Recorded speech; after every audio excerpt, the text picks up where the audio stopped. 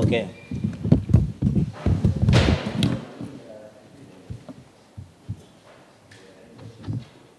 Assalamu alaikum. Tumsifu Yesu Kristo. Mbele yenu nipo hapa kuwakilisha idara ya habari na mawasiliano ya Young Africans. Kama ambavyo mnafahamu, meneja habari na mawasiliano ya Young Africans Ali Shaban Kamwe yuko pamoja na timu mkoani Kigoma, ambapo Young Africans kesho tutakuwa na mchezo wa ligi ya NBC dhidi ya Mashujaa pale Kigoma, na amenituma nimwakilishe hapa na kueleza yale ambayo Young Africans imeweza kutangaza kupitia idara ya habari na mawasiliano, ikiwa mapema leo kupitia press release. Uongozi wa Young Africans Sports Club kupitia kamati ya utendaji imeweza kuwachagua wajumbe 5 wa kamati ya uchaguzi wa Young Africans Sports Club 2026. Kamati hii ikiwa na mwenyekiti ambaye ni Advocate Malangwe Ali Mchungahela, pamoja na makamu mwenyekiti Samuel Mangesho, Advocate Samuel Mangesho. Sasa nichukue nafasi hii, nitumie fursa hii kuweza kumkaribisha mwenyekiti wa kamati hii ya uchaguzi wa Young Africans aweze kuzungumza, aweze kutoa taarifa za uchaguzi huu kwa wapenzi, wadau, mashabiki wa Young Africans pamoja na nyinyi wanahabari. Advocate Mchungahela, press hii ni yako uweze kuzungumza na wapenzi, mashabiki na wanachama wa Young Africans kuhusu uchaguzi mkuu.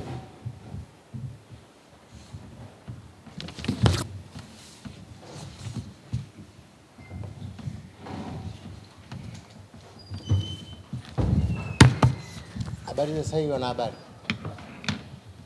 Karibuni kwenye kikao hiki, kwenye mkutano huu. Tuna agenda moja tu. Tunazungumza uchaguzi mkuu wa klabu ya Young Africans. Kama mnavyoelewa, ibara ya 29 ya katiba ya Yanga inaelekeza kuwa muda wa mamlaka na madaraka wa kamati ya utendaji ni miaka 4. Kwa maana hiyo, kila baada ya miaka 4 tunatakiwa kufanya uchaguzi mkuu. Na uchaguzi mkuu uliopita tulifanya mwaka 2022 na sasa ni 2026. Tulifanya mwezi wa 7. Kwa hiyo kamati ya utendaji inaelekea mwisho muda wake wa utawala. Sasa kama kawaida yetu, kwa utaratibu wa katiba, wajumbe ambao wanaingia kwenye mkutano mkuu kupiga kura wanatoka kwenye matawi yaliyokidhi vigezo vya kisheria. Manake tuna sheria, katiba yetu yataka wajumbe 5 kutoka kila tawi. Wajumbe hao nao uchaguzi wao ulifanyika mwaka 2022. Maana yake kwamba mpaka leo mwaka wa 4 muda wao umekwisha. Sasa kabla hatujakwenda kwenye uchaguzi mkuu, lazima tupate wajumbe wa mkutano mkuu ambao wanatoka kwenye matawi, ambao ni mwenyekiti, katibu, mweka hazina na wajumbe 2 wa mkutano mkuu, ambaye mmoja ni mwanamke kama yupo. Kwa hiyo kupitia mkutano huu natoa wito, kamati ya uchaguzi inaelekeza matawi sasa kwanza kuhuisha kamati zao za uchaguzi ama kuteua kamati za uchaguzi kuanzia kesho. Alafu waanze mchakato wa kufanya uchaguzi kwenye matawi kuanzia kesho tarehe 13.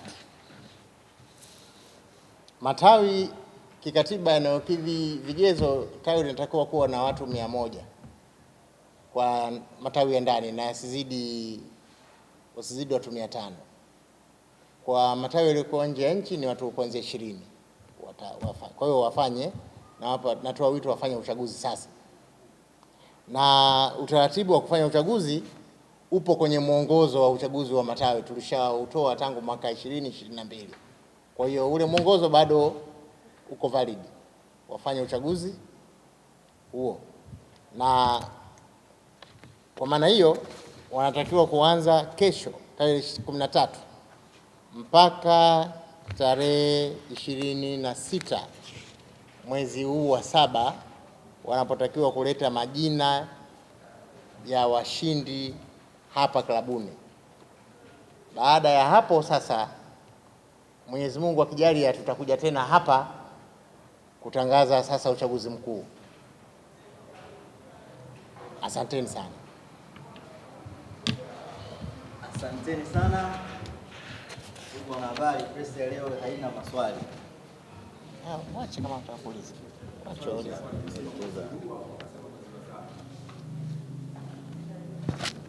Uliza.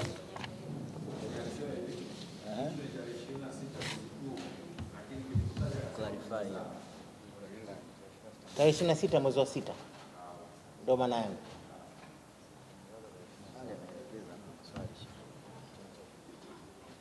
Tuko sawa? Asanteni.